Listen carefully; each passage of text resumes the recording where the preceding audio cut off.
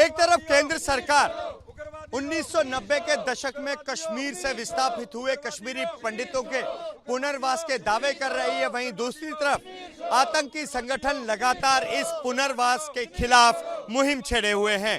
दरअसल कुछ दिन पहले कश्मीर के कई इलाकों में लश्कर-ए-इस्लाम नाम के आतंकी संगठनों ने एक चिट्ठी वायरल की, एक चिट्ठी जो है वो लिखी, जिसमें कश्मीर में रह रहे कश्मीरी पंडितों को कश्मीर घाटी खाली करने की धमकी दी गई। इस धमकी भरे चिट्ठी के वायरल होने के बाद जम्मू में आज डोगरा फ्रंट के कार्यकर्ता सड़कों पर है। लश्कर-ए-इस्लाम को चेतावनी, कश्मीर छोड़ो करना, गैर मुसलमानों का मार देंगे, इस तरह की बातें जो हैं इस चिट्ठी में लिखी हुई है। अशोक जी, एक तरफ केंद्र सरकार पुनर्वास के दावे कर रही है कि कश्मीरी पंडितों को वहां पुनर्वास किया जाएगा, उन्हें फिर से बसाया जाएगा, और दूसरी तरफ इस तरह की चिट्ठियाँ कैसे देखते हैं आप सारे घटनाक्रम?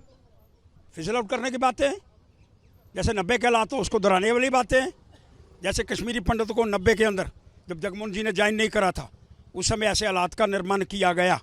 अब वो जो वहाँ लोग रह गए जिनकी किलिंग हो गई, जिसमें श्रीमान श्री निश्चल ज्वेलर, जिसमें मक्खन लाल बिंद्रू, जिसमें बालकृष्ण, सतीश सिंह जम्वाल जो अभी मारा गया, और ड्राइवर पठानकोट का सोनू, उसके बाद में धीरज, सुरेंद्र, कितने नाम लेने का, एक कम्युनल टेंशन पैदा।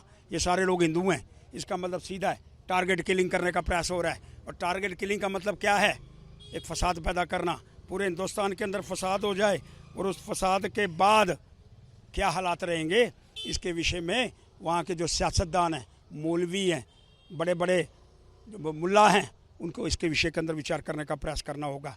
लश्कर-ए-इस्लाम का सीधा पत्र मैंने उसका हिंदी अनुवाद करवाया है, उसमें कश्मीरी पंडित काफिर हैं और कुरान में लिखा है काफिरों को मारा जा सकता है। स्पष्ट करो किस कुरान के अंदर लिखा हुआ है? क्या कुरान के अंदर लिखा हुआ है हिंदू काफिर है? अगर लिखा हुआ है तो फिर तो बात सारी ख़त्म हो गई। फिर तो मैं बड़ा स्पष्ट करना चाहता हूँ, ये जो टारगेट किलिंग है इस पर स्पष्ट किया जाना चाहिए, और माननीय उपराज्यपाल जी इसके विषय के अंदर विचार करना चाहिए।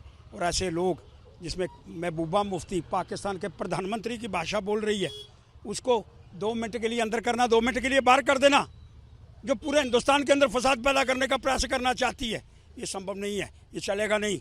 और अगर हिंदुस्तान से कभी आवाज़ उठी ना तो फिर बड़ा मुश्किल हो जाएगा। फिर संभालना, किसी को भी इसको संभालने का प्रयास नहीं किया जाना चाहिए। इसलिए मैं मांग करना चाहता हूँ, ऐसे लोगों को एक ही जगह है, गोली गोली गोली। जो कश्मीर में इस तरह के हालात पैदा कर रहे हैं, या जो लोग, जो नेता इस तरह के बयानबाजी करके इन जिस तरह की ये कश्मीर में हालात बनाने की कोशिश की जा रही है, उन नेताओं के खिलाफ की कार्रवाई होनी चाहिए, इस तरह की मांग यहाँ की जा रही है। कैमरामैन पवन चौधरी के साथ अजय वासलू, एबीपी न्यूज़, जम्मू।